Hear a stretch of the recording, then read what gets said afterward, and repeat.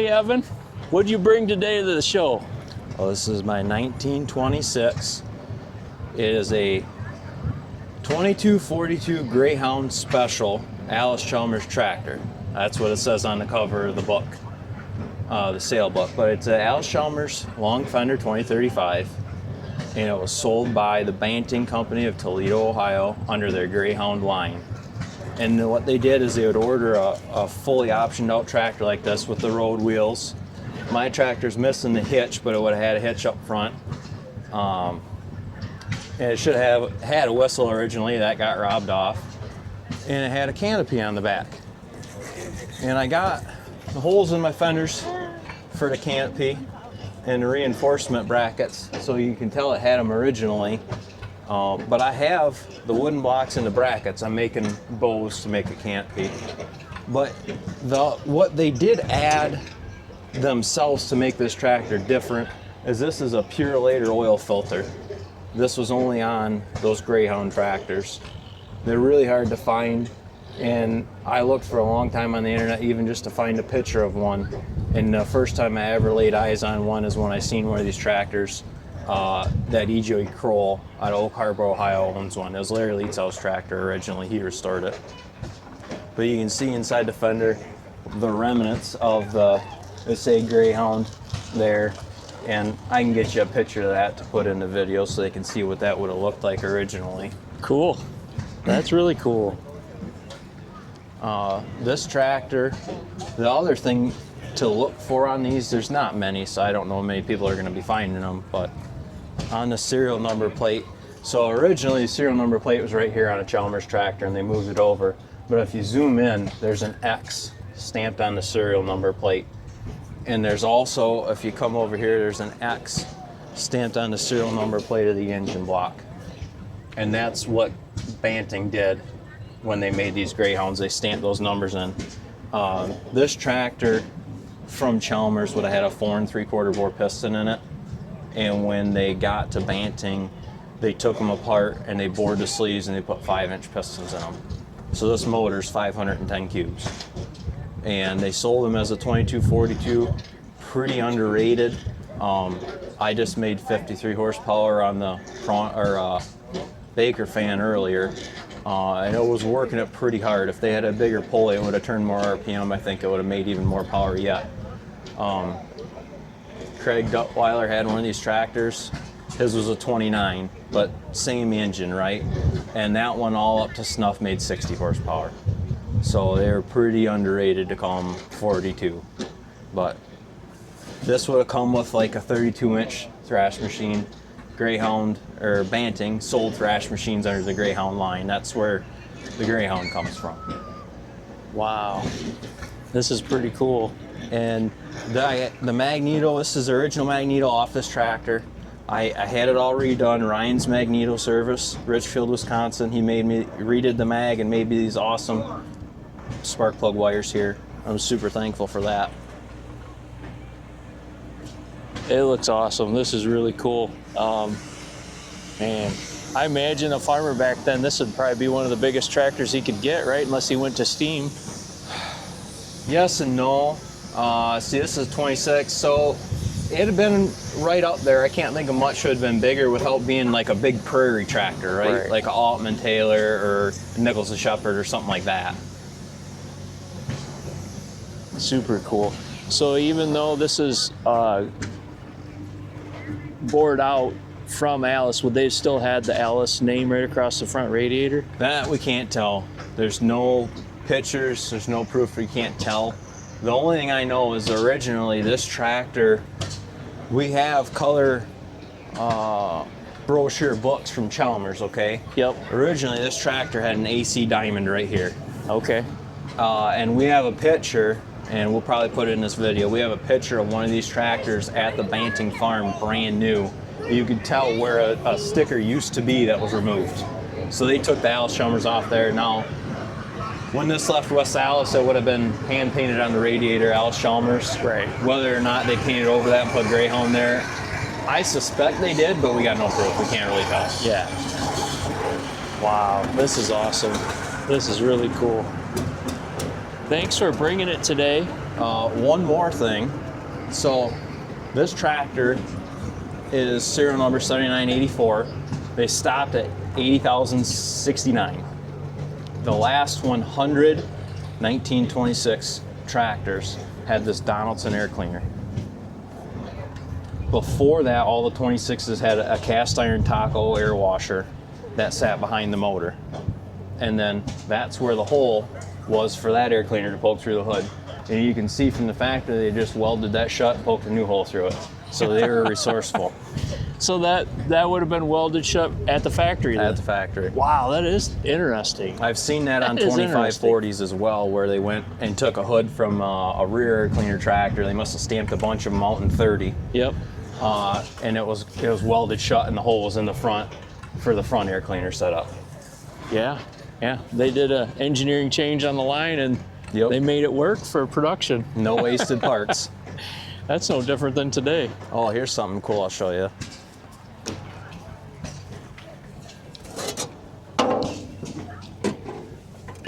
This is a dot lubricator. Okay. That's the grease gun. That's the grease fittings this tractor has. And here's the oil can. These are the oilers for the rocker arms. There's no pressurized oil at the top of the motor. You got to keep on top of it and keep filling them. How often, how frequent do you need to fill those if you're running the tractor all day? I had read something somewhere that Allis told you 2 to 3 times a day, which is probably why all these heads are whooped right out, because that probably wasn't enough. They just kept running. So here's the grease gun. It's pretty slick get up. So you just take it. I don't have any of the caps on. Actually, I do. Let me grab one of the caps to show you. Here's a cap. It says dot on it. Yep. It would have just covered them up, just to keep everything out, right? Yep. I'm always worried about them falling off, so I don't have them on. But you just take this, and that's got an Acme thread on it. You just turn that on there like so, and you just twist your handle until the grease comes out. Wow. And there you go. Simple Really as that. cool vintage old tractors require really cool vintage old tools. Yeah, and I this love was it. in the toolbox when I got it. I don't know if it's the man. original one or not. That's the story I'm going to go with. Yeah, that is incredible. That is so cool. Those oilers up there, keeping everything lubed up to keep your tractor in good running condition. And one more thing. So this is a 1926 thing. For the Allis Chalmers tractors, they had 4 controls on the dash. So if you look at the carburetor, this controls the carburetor itself. It does not, the carburetor's not controlled by the governor. It was a little crude. Over here you have control of the high speed on the governor, so you can set where the governor stops at. Then you got a fuel enrichment here. On the side of the carburetor, it's got a little lever that lets more fuel in. It bypasses the main jet. And then here's your mag advance and retard.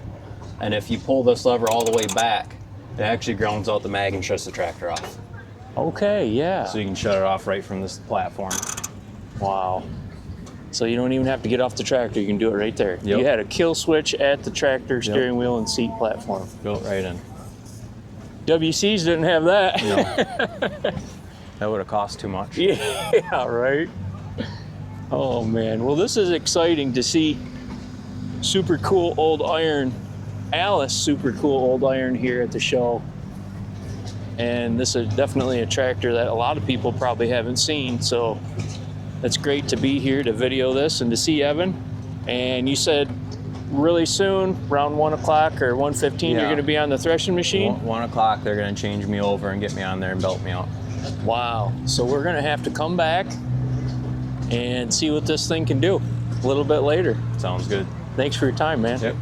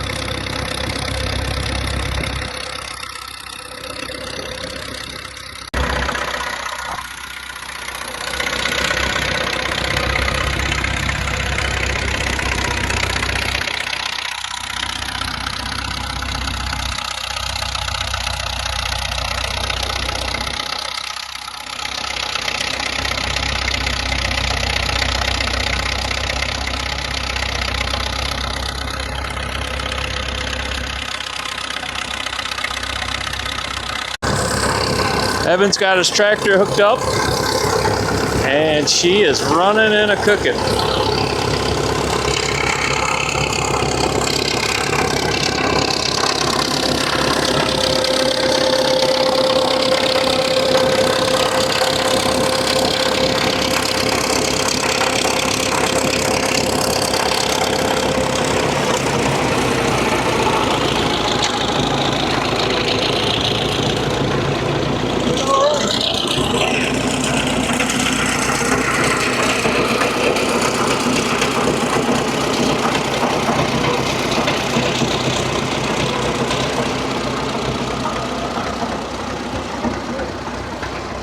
It's like they must have just finished.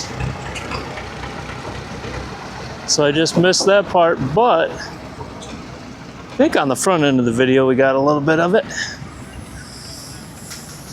So a threshing machine, for people that don't know, separates what? The wheat from the chaff. So you'll get the grain coming out. And it should come out in this thing right here. There's the grain.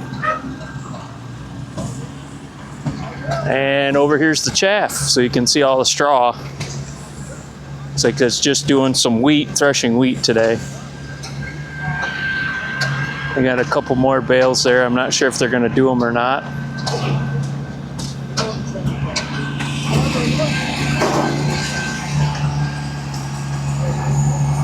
Take a look.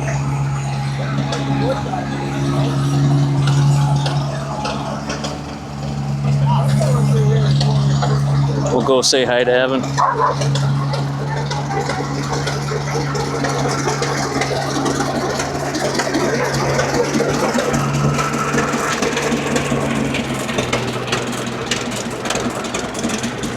Did she jam up, Evan? No? They ran out of straw, or they ran out of wheat. Oh, they run out of wheat? Okay. How'd she handle everything? Just fine. You hardly even know it's up the oven. I didn't even know it was there, did it? No, not really. Oh, good. Good deal.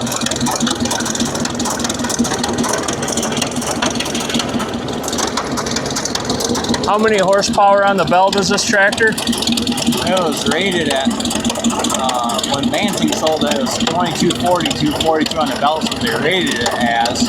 But I just made 53 over there on that Baker fan, so it's pretty stout. Awesome. Yep, that's a lot of horseback then. Are they gonna fire up again, you think, or? I don't know. Right on.